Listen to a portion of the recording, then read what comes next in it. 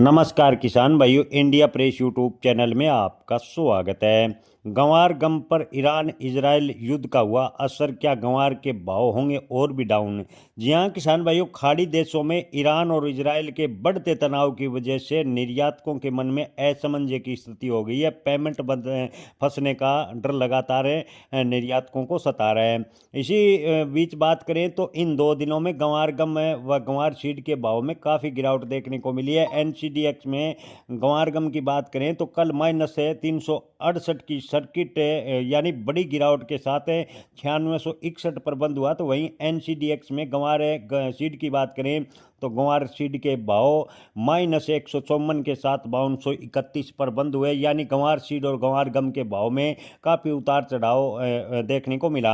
Iran Israel युद्ध के कारण गंवार गम सहित कृषि जिनसें काफ़ी हद तक निर्यात के लिए प्रभावित हुई है। खाड़ी देशों में ईरान और इजराइल के तनाव की वजह से आपको बता दें कि सीधा असर भारतीय कृषि जिनसों पर पड़ा है। किसान भाइयों, अगर युद्ध लंबा खिंचता है तो इसका सबसे बड़ा नुकसान बासमती चावल और गंवार गम के किसानों को पड़ेगा, क्योंकि इन दोनों चीज़ों का निर्यात काफ़ी हद तक प्रभावित होगा। ईरान भारत से सबसे ज़्यादा बासमती चावल की डिमांड करता है, तो वहीं खाड़ी देशों में अगर युद्ध होता है तो क्रूड ऑयल के लिए गंवार गम की जो निर्यात की डिमांड है उसमें कमी आएगी और गंवार के भाव 4,500 रुपये प्रति क्विंटल भी आ सकते हैं, ऐसा कुछ एक व्यापारियों का मानना है। पहले अनुमान लगाए जा रहे थे कि मार्च के बाद गंवार के भाव में तेजी बनेगी, लेकिन हाल फिलहाल अंतर्राष्ट्रीय माहौल इतना चिंताजनक हो गया है कि गंवार गम निर्यात के लिए रूट प्रभावित हो रहा है और निर्यातकों के मन में असमंजस की स्थिति है। गंवार गम की डिमांड की बात करें तो डिमांड भी काफ़ी कम हुई है।